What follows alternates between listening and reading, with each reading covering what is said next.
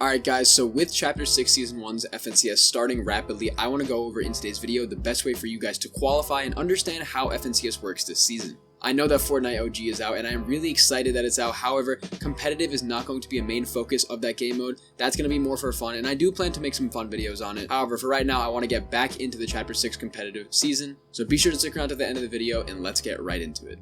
So guys, I just want to go over the basic qualification standards that you guys need to know in order to compete in FNCS. The first thing is going to be that you need to be at least gold ranked to compete. And understand that this season FNCS has gotten an absolutely massive rework. So I'm going to be explaining to you guys how it works and what the round format is. So to start off, there's going to be the FNCS trial. This is running right now. It's going to be running for a couple of days. And from that, you are going to be placed in a division based on your placement in the FNCS trial. So the top 200 trios go to Division 1, and they get to compete in the Division 1 Cup. And they also automatically qualify for the FNCS play-in stage. I'll break down the stages of FNCS later. Then the top 200 to 800 trios go to Division 2, and then the rest of the trios go to Division 3. There's going to be 3 divisional cups, 1 for each division. All of these divisional cups will have 2 days with 10 games per day. The top teams from the Division 2 and Division 3 cups are going to move up a division depending on which division that they're in. So if you're Division 3 and you place highly in the Division 3 cup, you're going to move up to Division 2. If you're in Division 2 and you place highly in the Division 2 cup, you'll move up to Division 1. So now to go over the stages, the play-in stage requires Division 1, and it is going to be 2 days of 10 matches. And then the group stage is going to be 3 groups on EU and NA, and 2 groups on the rest of the regions. And each group is going to have 5 matches, with the top 5 groups advancing to the major finals. The major finals are kind of like the FNCS finals of this season. And then there's going to be the last chance qualifier, which is for everyone from all divisions. The top 33 teams get into the last chance lobby, which is going to be 3 matches, and the winners of each of these games advance to the major finals. The point format also has changed. You need to remember that eliminations are 1 point each, and you get 65 total placement points for a win. Ideally, placement is worth way more, so you are better off playing passive if you are not as confident in your W King ability. Try to focus on playing dead side, use the mobility items like the Typhoon Blade and the Void Omni Mask to rotate to the dead side of zone, and try to play that pretty much the whole game if you don't like to fight. Okay, now that all of the format and ideal ways to play based upon the format is said, I want to go into specific tips regarding this season. So the first one is going to be to play to the meta. In terms of what I'd recommend for each slot, I'm going to go over the weapons that I'd recommend, and then I'm going to introduce you guys to all of the weapons in the current meta. So my recommendation for assault rifles is definitely going to be the Hollow Twister AR. It has a faster fire rate and just overall better damage. And also just going to be having a scope, which is going to be very beneficial for you guys if you're trying to get good tags on people from range. In terms of the shotgun, I'd always recommend the pump variant. This season it's going to be the Sentinel pump shotgun. I actually don't like the shotguns that much this season, however, I do think this is the best one if you have to pick one up. In terms of the SMG, I'd recommend the Veiled Precision SMG. I just simply like the way that it feels in place, and remember, all of the weapons this season are going to be hit scan, so that means that everything you have is going to do instant damage rather than bullet drop off and overall arcs in the bullets. I just really didn't like that way that Chapter 5 was.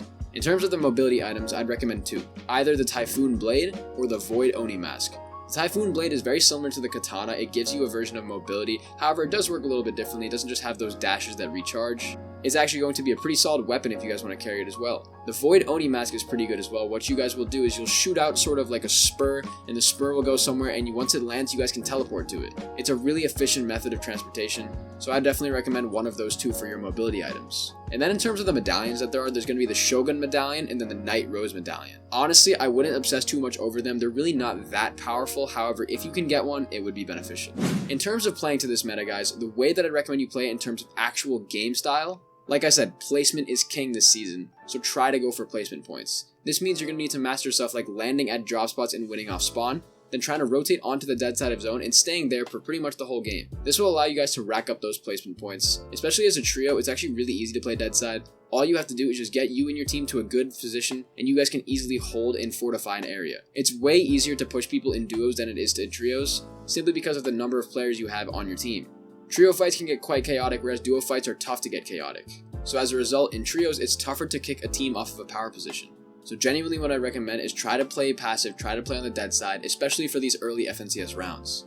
And then during the end game, obviously this season hasn't been going on for too long, so we don't really know what the competitive style is going to be with this new map, the new elevation, the new weapons. However, from what I can see so far, mid-ground is definitely going to be the play.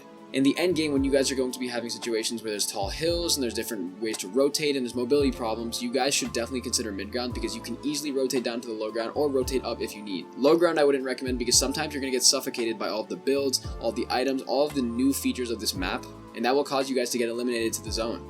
High ground is good, obviously. However, it's going to be very competitive this season with these new mobility items. People will be rotating on top of high ground with the Void Oni mask, with the Typhoon Blade. It's really just a risky spot, and unless you know exactly what you're doing or you're really good fighters, I wouldn't recommend trying to go for it if you guys don't have a perfect opportunity. That's why I recommend mid ground. It's a solid spot. You guys always know how to play it. It's a very textbook spot, and most of the teams are going to be on there, so it's not like you're going to be drawing any unnecessary attention to yourself. So obviously, the weapon meta I went over. Mid ground is going to be the end game meta in my opinion. And then of course guys, an off spawn meta, something that's really crucial. People seem to forget the basics of trios because it's been so long since we've had it. However, in trios guys, you need to understand, when you land off spawn, the most important part is landing in the relatively same area as your team. What this will do is it's going to give you guys a really good ability to hold down a part of a POI, maybe even hold a team at a POI if you guys have a really good power position or you're facing them towards the edge of the zone. You guys just need to know how to apply constant pressure and utilize your roles. The IGL should be focused on trying to figure out where each one of these players is, but also on the zone and the terrain that they have to deal with. Obviously, the fragger should be focused on the fight, figuring out where everybody is, how exactly to focus on them, where to get the best eliminations, maybe if they can box somebody or spray somebody down. And then the support player, in my opinion, should always be supplying meds and then constant pressure onto the enemy team. So if the fragger is fighting somebody, try to just spray at them because you guys will be able to apply a good layer of suppressive fire that will help your fragger apply pressure on top of what they're already doing. If you guys follow those roles, land in the same spot of your relative POI, you guys will almost certainly win every off-spawn fight. Of course, learn your POI, know where the chests are, know how to loot quickly, and then loot shouldn't be a problem, and then apply those 2 off-spawn tips and you guys won't lose. And guys, of course, having a game plan is crucial. Something that I recommend to a lot of IGLs is having a decision and going through with it, knowing what works for your team and making sure you stick to it. This is the most important thing, especially in trios, guys. The IGL is going to be having to manage one more player than they would have to in duos, and they're going to be having to keep a track of a lot of other players around the map. For example, if there's solos alive, if there's duos, if there's full trios, you need to know where these teams are and how equipped they are to fight you. In the end game, it can get really chaotic in trios, so IGLs are going to need to keep track of a lot more stuff than they would have to in duos. As a result, you need to stand by your decisions, and if you guys do get eliminated because of one of them, own up to it and build the chemistry with your team by admitting that you were wrong. I've seen so many trios split because the third player doesn't like the first player or the second player doesn't like both of the other players. It's just a whole problem that I see in trios is that finding a good team and sticking with them. Ultimately, having the game plan will be something that you guys can really do well as an IGL to stick out and make sure that you guys are a good teammate for your other teammates that you guys try out. But of course, doing this will give you guys a really good ability to succeed in tournaments. And guys, of course, some miscellaneous tips. I'd recommend you guys try to pick up the boons because in team game modes, those are going to be crucial. They're going to give you guys advanced speed, advanced reloading ability. Basically, they're going to be giving your team perks that will help you out a lot in team game modes. And then, of course, another miscellaneous tip, be sure to fish. Fishing is crucial. It gives you guys so many good items. And because it's trios, guys, your support player is going to be needing to care for more players than they would have to in duos. So as a result, fish are a really quick and easy way to get health, shield, pretty much whatever you need. Fishing is a great way to get it. Yes, fishing holes are more scarce now, however, I would recommend if you have them, try to use them. And a final section is going to be about zone tracking. This is going to be something pretty general. I see a lot of trios that are especially newer struggling with this transition from ranked to FNCS gameplay.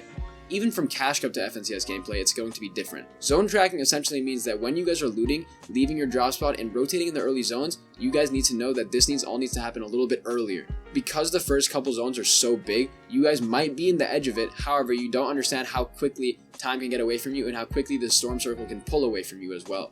This means that rotating earlier will give you guys a better position near the center of zone, especially in the early zones.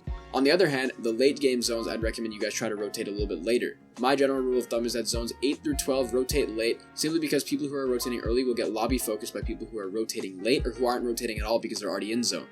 In my opinion, the later you rotate, the better, because everybody's sort of stress level gets a little bit heightened when zone starts moving, so people will tend to stop lobby focusing as soon as zone does start moving. Basically, just understand the way that zones are played. I've covered that in a couple of videos in the past. But that is pretty much it for my FNCS qualification tips. Guys, I enjoyed making this video. I think that the format this season is definitely different, and I want to see how it ends up after the season is over. Be sure to stay tuned for some new videos coming out soon. I'm really excited to make some of them. But that is better for this video, guys. Be sure to like and subscribe to the channel, and I will see you all in the next one. Bye, guys.